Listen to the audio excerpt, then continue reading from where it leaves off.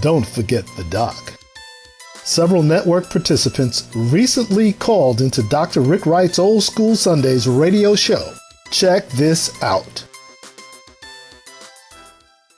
Wide at 1 minute past the hour, 6 o'clock, and it's time to go to New York City and find Lee Keitt. Hey, Lee, how you doing, man? I'm doing well, and you, Dr. Wright? How things going in New York City this afternoon, man? Everything is fantastic. Oh, happy Palm Sunday to you. And to you, too, and everyone. Oh, yes. So what's happening, man? Of course, we dropped a basketball game, and I don't feel too bad now that Butler also beat Kansas State, and they're headed to the Final Four, man. I got to find out what the other two Final Four entries. I've been so busy here in the studios that I haven't been keeping up with basketball, and Syracuse is out of it. But, Lee, let me shut up and let you do your thing here at Power 106.9 Radio. Dr. Wright. Yes, Lee. Network participant, SU Office of Program Development, hosted last Thursday night SU mock interviews in New York City. Dr. Wright, I understand that an important revelation was made apparent that your good old interviewing skills that may have worked well in the past are insufficient for these days, times, and employers. The newly unemployed and recent grads need to up their interviewing skills. Is this your opinion too, Dr. Wright? Oh, yes. We got to take it to the next phase, as the Isley brothers would say, man. And, of course, I had three incredible Newhouse students who've been doing just that on air this afternoon. And I got one more big interview coming up in a few minutes. And Nigel from Toronto, Ottawa, one of those Canadian provinces and cities, is going to be on air working on his interviewing skills. He's interviewed our next guest. But you're right, interviewing skills. In this world of high technological sophistication, it's a whole new world, man. Well, following this mock interviewing workshop, network participant Ben Green interviewed three of our SU alums who participated in the mock interviews. If your Power 106.9 FM listeners would like to see and hear those reactions from those who participated, all they have to do is go to our virtual offices. That is www.officezilla.com. That's OFFICEZILLA.com. And the username is Power1069, and the password is also Power1069.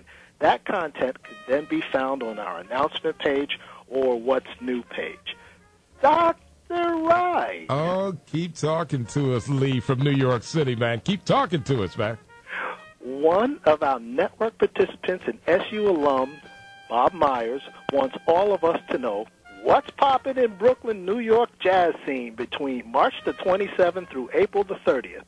It seems that more than 30 jazz bands will contribute to the borough of Brooklyn's contribution to jazz through over 40 concerts within this month-long 11th annual Central Brooklyn Jazz Festival event, which includes a salute to icons of Brooklyn jazz at Sugar Hill Supper Club with Cecil Bridgewater, and a celebration of music of Cal Macy in Brooklyn College, and the memories of Hugh B. Blake in the New York City Parks Department. For more details, call Bob Myers in the Brooklyn Jazz Festival at area code 718-773-2252. Again, that's 718-773-2252. Or you can visit them online at www.cbjcjazz.org.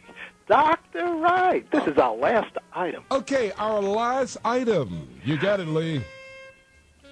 I have a few questions for you concerning the recent passing of H.R. 3590. That's our current health care bill. Are you ready? I'm ready. First, the Syracuse University angle. What sitting vice president of the United States had a hand in the formulation of this legislation, and how do we know him? Well, our great vice president of the United States of America finished the Syracuse University College of Law. Very dear friend of the great Floyd Little will be going into the NFL Hall of Fame this year, and his name is Joe Biden from Scranton, Pennsylvania, by way of Dover, Delaware. Now for some hard-hitting questions. Oh. H.R. 3590, by its very nature, as a massive legislation, is a matter of compromises. Do you see it as too weak or a good start for the country and the citizens of Central New York? I see it as a good start because we've been talking about health care, man, for the last, 100 years in America. And finally we got started on something that we should have had done years ago. So it's a great start. And, of course, we get things started, man, and let the momentum pick up. And let's get it going and start working because I really feel that we need to take care of everybody in America. We have spent enough money in Iraq. Check this out, folks. We have spent enough money in Iraq over the last 8 years. I'm being a United States naval officer there, giving this to you. We don't spend enough money to have solved Social Security problems, problems with education, problems with health care and all, and nobody has even raised any level of outrage. In fact, that movie, The Green Zone, was all about this, the one that won big awards. So my whole thing is, I heard a Tea Party and everybody complaining about the health care bill and money. What about we bail out all the banks at the end of the Bush administration? Nobody even raised not one bit of outrage. So, yeah, great start. Let's get it going. Let's get going here because people need to be taken care of in this country, man, and it's a sin for someone to get sick and can't get health care because they don't have health insurance or any money, man. So I say great start. How you like that, Lee? Hey, H.R. 3590 has struck a nerve in this country, as evidenced by the GOP being totally against it and the manifestation of bigoted Tea Parties. What message should we give our young children as they pass through this major moment in American social history? Well, the only thing I would tell our young people is that this is for them. And just about everybody who's saying no right now will not be around when they get into the real mainstream of making things happen in America. Just think about that now. All the young people, this is for you. And everybody who's probably saying no and who's angry right now, they won't be around another 10, 15 years. So, hey, let them talk. But this is for you because your future is what's going to count. That's my message to all the young people, man. Because all of this is for them. I mean, somebody who's now 15 years old, my little son is coming up 12 years old. This is for him, man. And everybody's saying no right now. They're not going to be around 20 years from there, 25 years or 30 years. So that's my message to you, the radio audience, this way through Lee Keitt from New York City. Dr. Wright, a special shout-out to SU alum Steve Brown, Mr. Coca-Cola, to celebrate his belated birthday yesterday. This is the Lee Keitt for the network. Okay, Lee from New York City, we love you, man. And Steve Brown, Coca-Cola here in Syracuse, happy birthday. All right, so get to all the Syracuse University alums throughout the world.